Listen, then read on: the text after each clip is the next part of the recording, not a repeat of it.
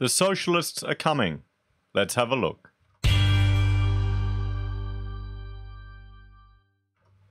Good morning, everyone, and welcome to this episode of Heiser Says. I've got my glass of coffee, and I want to talk about a notice from the Australian Electoral Commission, a warning of the future in Victoria. The notice of application for registration as a political party, and this is for the Victorian Socialists.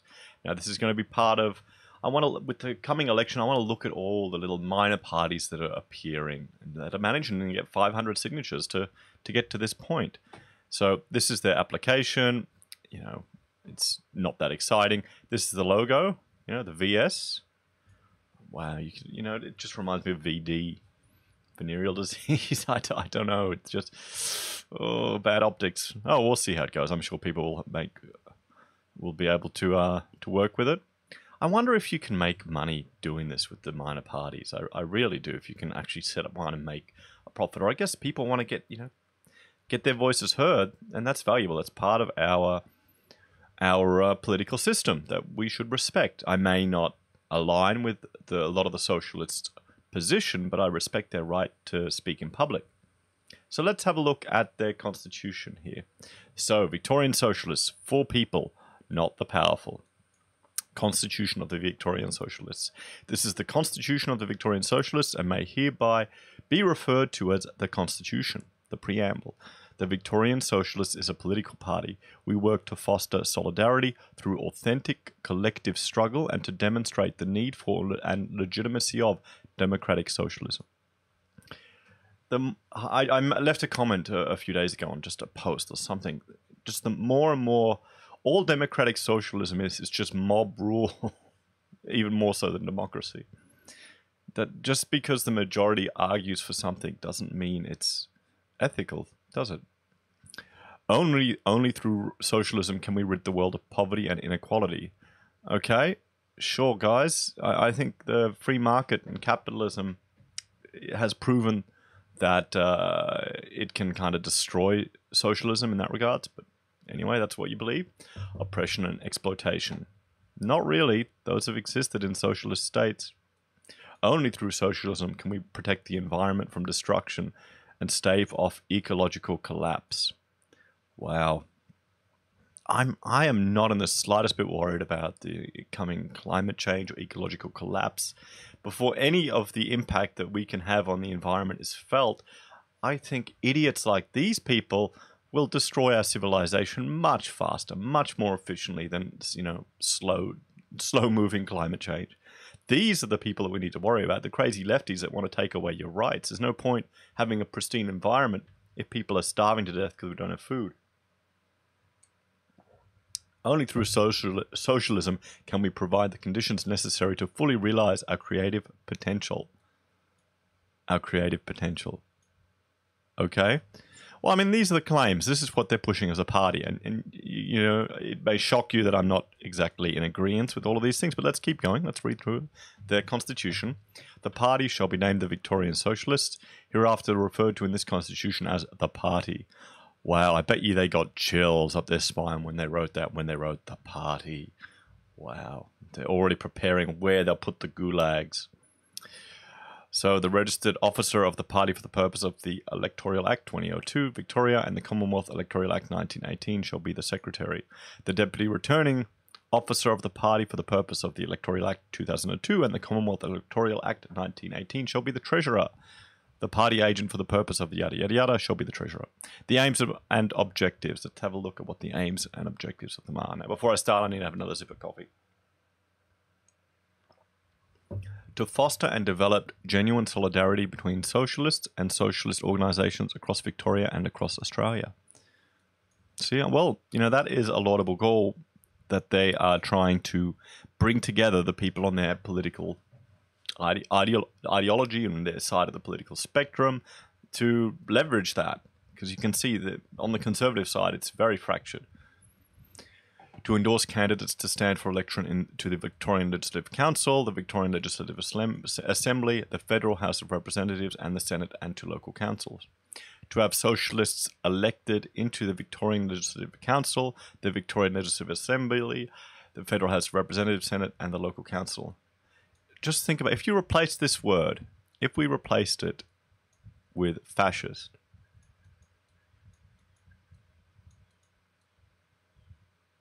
how would this read? How would it be acceptable to people to come out and say to have fascist elected? You know, it would be interesting to see if you could start up a fascist party of Australia and see if it would get this far. Because to me, socialism has brings the same concerns as fascism. It's essentially, in many ways, it's very similar. The outcome of death for the majority of proletarians is the same, really. To forge genuine and practical links between the party and the population. Oh, the party and the population. To encourage working class people to embrace politics on a fundamental level as part of their everyday life. That's, yeah. I would not just say working class. I would push for all people, but they need to they believe in this identity, class warfare. Of course, they're socialists. To redistribute political and economic power so that all members of society can more fully engage in the democratic process. To provide the working class with a legitimate platform to express their views. I would argue that, you know, perhaps the Labor Party, who traditionally were the working class party, is no longer representing majority working class.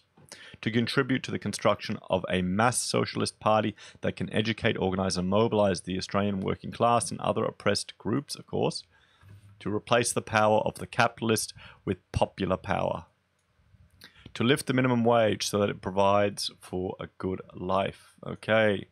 Shows a fundamental misunderstanding of how the economy works. But then again, that's socialism for you, isn't it? To create a fair industrial framework so that workers and their unions are able to withstand the financial and managerial power that the capitalist class wields. I wonder if anyone in this party has ever actually run a business. I wonder if any of them has actually ever run a business. To end poverty, inequality and exploitation. Yeah, how? By upping the minimum wage and then pricing and then giving more control to the unions so that non-union members are worse off, and that's the majority. So union members, the majority of them are middle-aged women. Just look at the public service stats, guys, okay? That's a fact. To put an end to oppression, racism and bigotry. Yes, well, to make housing affordable for all, to improve public transport, by reversing privatization and expanding services, okay? To provide an affordable and reliable transition away from fossil fuels to safe, affordable and reliable renewable energy. Okay, these things don't exist. I don't care what you say, Florian. Yeah, we've got solar panels on our house. Yeah, you know, we've got wind that works sometimes. They don't exist. Safe? Sure. I'd say most of it is safe. Affordable? Nope. Reliable? No. Nope. Sorry. Doesn't exist. When you look at the lifetime cost of wind turbines, when you look at the lifetime cost of solar panels, it's not affordable. Not for the energy, the cost of producing energy. There are much cheaper ways to do it. So what this statement here, this one here, will kind of conflicts with to make housing affordable. If you make power and use of power just in the construction of housing more expensive, let alone the day-to-day living, that's going to inflate the cost. It's that simple. So these things don't work. Oh, well, here we go. To put the electricity network back into public hands. So, well, there you go. To stop and reverse human-caused climate change and promote environmental sustainability and protections. Wow, how are they going to achieve? All these things are conflicting with each other. It's going to be an interesting way to balance it. How can you make housing more affordable if you're going to stop human-caused climate change? So it means you'll have to reduce the amount of available land. Yeah, anyway. Anyone who agrees with the aims and objectives of the party is eligible to apply for membership. I don't think I can apply, guys. Sorry. You're not going to get a membership here. The Executive Committee will give genuine consideration to all applicants for membership. The Executive Committee reserves the right to reject any application for membership. Once a membership application has been accepted by the Executive Committee, the applicant is a member and has full rights of membership. Register of members. The Secretary shall keep and maintain or cause to be kept and maintained a register of members. The register of members shall record the names, postal addresses, yada, yada, yada. Termination of membership. If you die, if you resign, if you're expulsion, they kick you out to the gulags. Where's the word gulag? By being removed from the register, and subsequent to becoming an unfinancial member. Membership contribution. Okay. Membership contribution describes the amount payable by members to the party and consists of two parts: the annual fees and levies. Annual fees, okay, that's boring. Financial and unfinancial members, okay. Financial membership confers to members benefits including the right to stand for pre-selection to be a candidate, the right to vote in all party elections, and the right to speak at and vote at all party meetings. Financial members are those who make payment to the membership contribution with 12 weeks of falling due. When the party has not received payment of a membership contribution from a particular member within 12 weeks on that date, that party member shall be deemed unfinancial.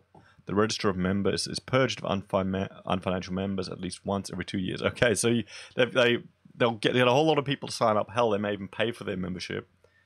And I don't know if that's allowed. That's just a guess. Don't quote me on that. And then if they don't pay for 2, it's one way to keep them in the party. Unfinancial members aren't eligible to, don't have any privileges, can't nominate, can't participate, and can't speak. There are 5 officers of the party: president, vice, yada yada yada. The president. Okay, I don't want to go into all of that. We've read about the objectives. These are just all boring things, really. Party conferences, composition, powers and duties, special party conferences. It just reminds me of the Comintern, really. Conduct of elections. Let's have a look here. Is there anything to do with identity politics? Are they going to have quotas? Are they going to have quotas? Team nominations, grievances procedures, transition rules, electoral candidates. Okay, so I think that's enough of us to get an understanding of the Victorian Socialists, what their goals are, you know. So we have another party here in Australia, another socialist party. We've got so many minors here, it is just going a bit crazy. I'm thinking that I'll look at more and more of these parties just to, every now and then to give people an understanding of what's out there. If you agree with the socialists, are you going to join the party? Do you think that their aims they sound good, but how are they going to achieve them? Some of them here seem to conflict with each other. Let me know what you think in the comments, guys. Please like, share, and subscribe. Ding the bell to see my daily updates. I'm trying to do 2 videos a day in March, and I will see you all again probably later today. Take care. Bye for now.